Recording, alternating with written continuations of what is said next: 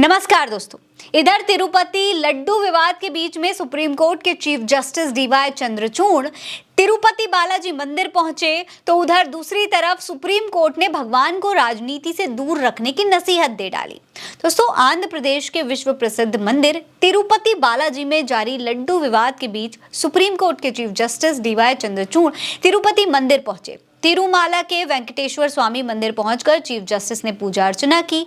आपको बता दें दोस्तों कि आंध्र प्रदेश सरकार का दावा है कि जिस घी से यहाँ पर लड्डू तैयार किए जाते थे उसमें मिलावट पाई गई है। ये मिलावट पिछली सरकार के दौरान किए गए घी के ठेके से चल रही थी। इसको लेकर मंदिर समिति तिरुमाला तिरुपति देवस्थानम ने कहा है कि जिस ब्लैकलिस्टेड सप्लायर के घी में मिलावट मिली है उसे पूर्व की जगनमोहन रेड्डी सरकार के दौरान ठेका दिया गया था।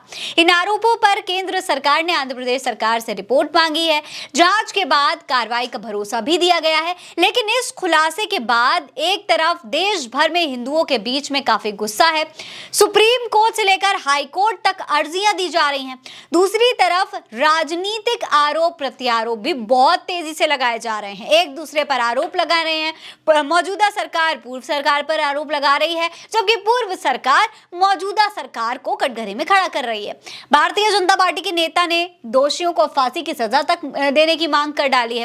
कांग्रेस ने सीएम नायडू पर सवाल खड़े किए हैं कि 3 महीने तक मुख्यमंत्री ने खुलासा क्यों नहीं किया, 3 महीने तक इस पर चुप्पी क्यों साध कर रखी। लेकिन इस बीच सीजेआई चंद्रचूड़ का वहां पहुंचना कई तरीके से देखा जा रहा है। कुछ लोगों का कहना है कि सीजेआई शायद खुद इस मामले पर अब एक्शन लेंगे, जबकि कुछ लोग इसे एक नॉर्मल विजिट के तौर पर देख रहे हैं कि सीजेआई चंद्रचूड़ आमतौर पर परिवार के साथ विजिट करने के लिए, दर्शन करने के लिए जाते रहते हैं, यहाँ पर भी वो इसीलिए लाए हैं। लेकिन दोस्तों, सबसे बड़ी बात यह है कि इन सब के बीच में सुप्रीम कोर्ट की तरफ से भी तिरुपति बालाजी मंदिर को लेकर एक सख्त टिप्पणी आ गई है। सुप्रीम कोर्ट ने राज्य सरकार को फटकार लगाते हुए ये बात कही है कि कम से कम भगवान को तो राजनीति से दूर रखिए। असल में दोस्तों, सुब्रमण्यम स्वामी ने एक याचिका दायर की थी जिसमें कहा गया था कि यह आस्था का विषय है अगर प्रसाद में इस तरीके की मिलावट का आरोप लगा है। एडवोकेट राजशेखर राव उनकी याचिका को लेकर अदालत पहुंचे थे। सुनवाई के दौरान वकील ने कहा कि सुब्रमण्यम स्वामी तो एक भक्त होने के नाते यहां पर आए हैं। प्रेस में जिस तरीके की खबरें आ रही हैं, मिलावट होने की बातें निकल करके सामने आ रही हैं, इसका प्रभाव कहीं ना कहीं दूर तक पड़ेगा और इससे सांप्रदायिक सौहार्द भी बिगड़ सकता है। दोस्तों, ये सारे जो मामले हैं ये काफी चिंताजनक हैं, ये बात भी कही गई। अगर भगवान के प्रसाद पर ही सवाल उठ रहे हैं तो जांच तो होनी चाहिए, ऐसा सुब्रमण्यम स्वामी का कहना था।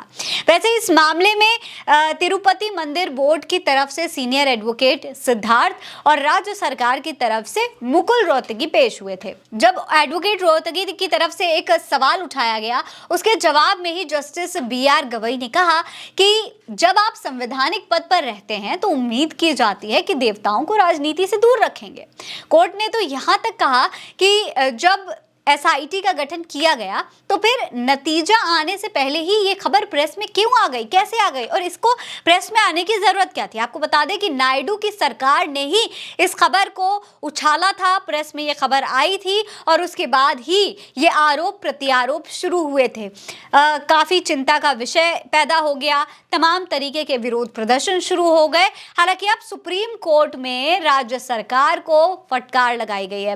राज्य सरकार विपक्ष को टारगेट करने की पूरी फिराक में था, लेकिन इस खुलासे ने राज्य सरकार को ही कटघरे में खड़ा कर दिया। अब इस पूरे विवाद पर और नायडू के दावों पर जगन रेड्डी की पार्टी की तरफ से मुंहतोड़ जवाब भी दिया गया है। तिरुमाला तिरुपति देवस्थानम के पूर्व चेयरमैन और YSRCP के वरिष्ठ नेता YV सुब्बा रेड्डी ने कहा है कि नायडू राजनीतिक फायदे के लिए किसी भी हद तक जा सकते हैं। जो घी पहले इस्तेमाल होता था वो टॉप क्वालिटी का घी था। राजस्थान और गुजरात से जो गाय आती थी उसके जरिए उसे निकलवाया जाता था। हालांकि दोस्तों, अब सरकार से इस पूरे मामले पर जवाब मांगा जा रहा है। पिछली सरकार भी नायडू सरकार पर सवाल उठा रही है और नायडू पर आरोप लग रहे हैं कि वो लगातार अपने इस मुद्दे से राजनीति को चमकाना चाहते हैं। आपको बता दें, नायडू की जो पार्टी है वो भारतीय जनता पार्टी के साथ में गठबंधन में है। ऐसे में भारतीय जनता पार्टी ने भी जवाब तो मांगा है, लेकिन आगे इस पर क्या एक्शन होगा ये देखना बेहद दिलचस्प होगा। फिलहाल सुप्रीम कोर्ट की इस खबर पर आप क्या सोचते हैं, हमें कमेंट सेक्शन में लिखकर जरूर बताइएगा। ये खबर आप उल्टा चश्मा UC पर देख रहे हैं। नमस्कार।